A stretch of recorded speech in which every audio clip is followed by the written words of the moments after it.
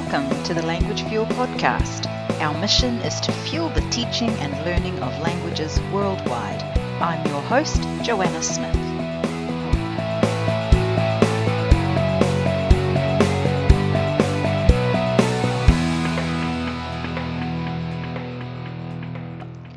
On today's podcast, we hear from Morgan Patterson. Morgan has recently taken a position with ILEP in New Zealand, International Languages, Exchanges and Pathways. You'll have to excuse me because at the beginning of the podcast I said IELP, which is a mistake on my part, but Morgan was very gracious and just carried on. The audio quality is also not super high. I had forgotten to take my external microphone, but I think you'll be able to hear perfectly fine in any case. Many thanks to Morgan for her time, and I hope you enjoy the podcast. So this morning we are talking with Morgan Patterson, who is the new National French Advisor for IELP here in New Zealand. So welcome, Morgan. Thank you. First of all, could you just tell us, what does a National Advisor for IELP actually do? What's your role? Sure. So ILEP is a company with uni services at the Auckland Uni. So essentially as the National French Advisor, I'm responsible for supporting and providing professional learning and development to teachers of French in New Zealand. So those that are French specialists, right through working with anyone who's really keen to teach them French but has absolutely no either language knowledge or pedagogical knowledge on teaching language. Right.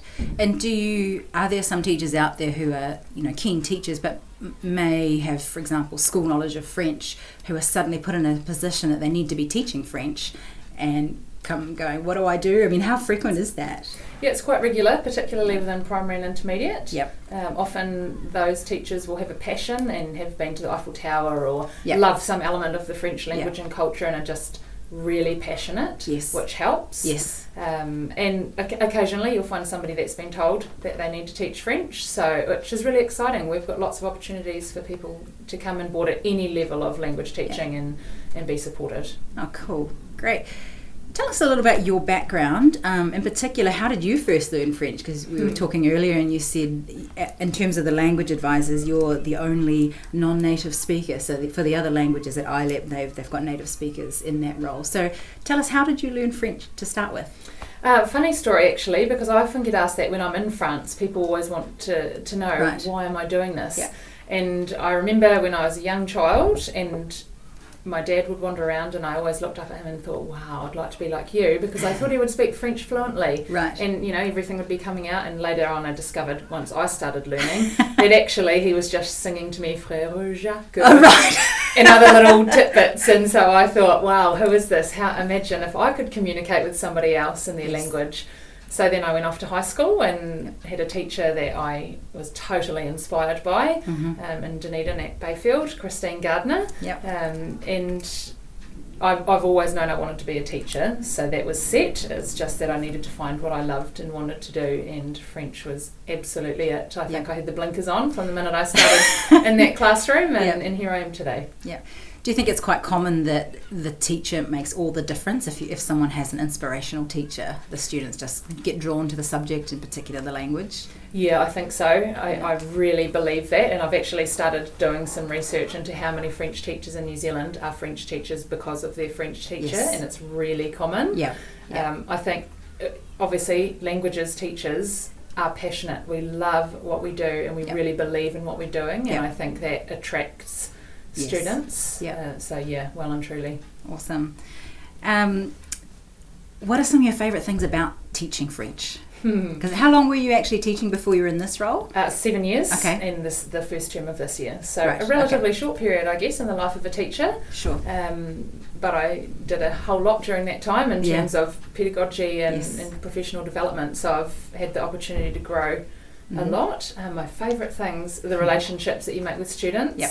And the passion that you see in them. That when they leave you in year 13 and they'll bring you a collection of photos of times you've had together and share stories with you, and then a year later when they're at university and they've stumbled into a French person and contact you, that's it's a lifelong relationship that you develop as a languages teacher over 5 years or whatever the period is. And we can go where we want, how we want to. So you follow the passion of your students to develop your courses, which is fantastic. Awesome.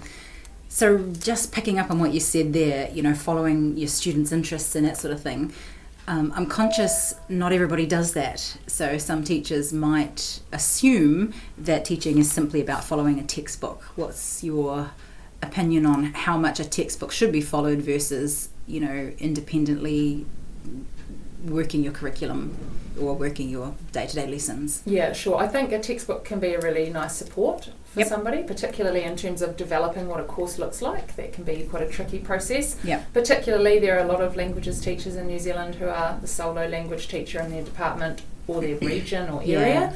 So that can be a nice support. I think if you can team that with our curriculum that's so free to go where you want, given that teaching's a job that's incredibly demanding and exhausting, so finding a balance between creating and using what's around you is really important. Yeah, definitely. It's striking that balance. I totally understand. Absolutely. Yeah. So what do you hope to achieve in your new role as the National French Advisor? What are some of the goals you have for your time? I've got lots. I've got a big list. I'm really excited to be in this position. I remember when I first started teaching and I felt the French network around me was so supportive and alive and passionate. And I'm really keen to develop on where that is 7 years later. And for me, I, from a first year teacher, met people from all over New Zealand or discovered them through our listservs and systems. And I'm really keen to keep that going so that a teacher in Northland can read a post from a teacher in Oamaru, and then they meet up at conference and it's like they know each other. And, essentially I see us as a big department, a languages department. So facilitating those networks and connecting us in person, online, amongst other things. I've obviously got my blog and all of those projects. Getting as many teachers onto our ILEP pathway is really important because we've got such relevant professional learning and development that's all essentially free for teachers. So why would you not? Which is amazing, isn't it? It's fair. And speaking of, connecting someone who may be isolated, and you mentioned that earlier, that there could be somebody who's the only French teacher in the whole sort of greater area where they are.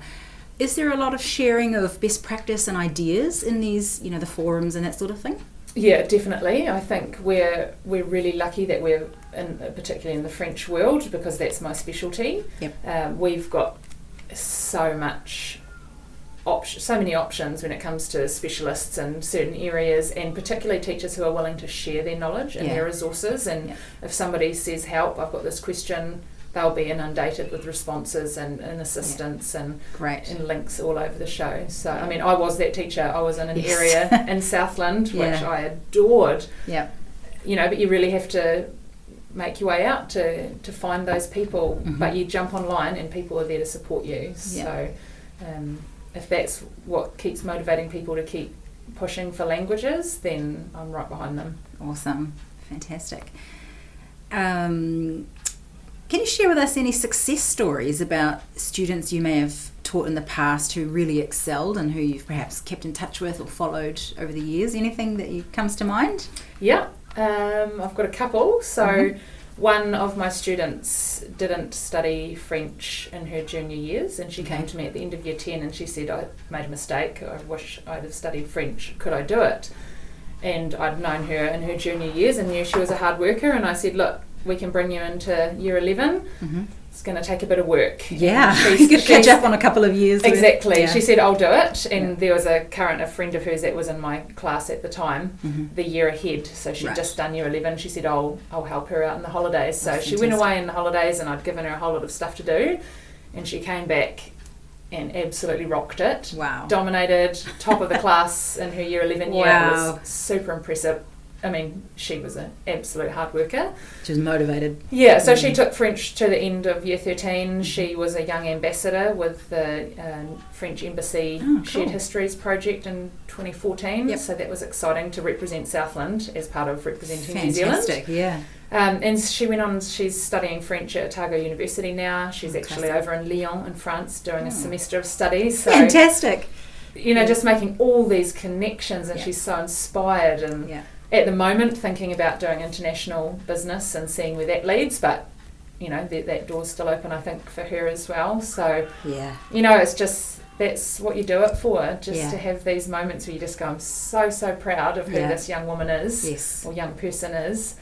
And you enabled that by saying, yes, I'll give you a go. Yeah, and I think languages teachers, we do that. Often we are fighting for our subject, and we'll go, yes, you're year 11, we'll put you in our year 13 class and we'll make it work. It's certainly the case all around the place. So, and the other student I taught online via Google Hangouts with NetNZ, and one of the students in the year 12 class was highly passionate, as most of our students are. She just loved everything French, and she carried on in her year 13 year and continued with her online learning, and so she's looking at her university courses now, and so she'll send, I'm not in the teaching world anymore, she'll send me little Snapchats of what she's doing with French and asking me for course advice, and is desperate for me to be in her area visiting, so to make those connections, not within your school but within New Zealand with students is great. So successes for all kinds.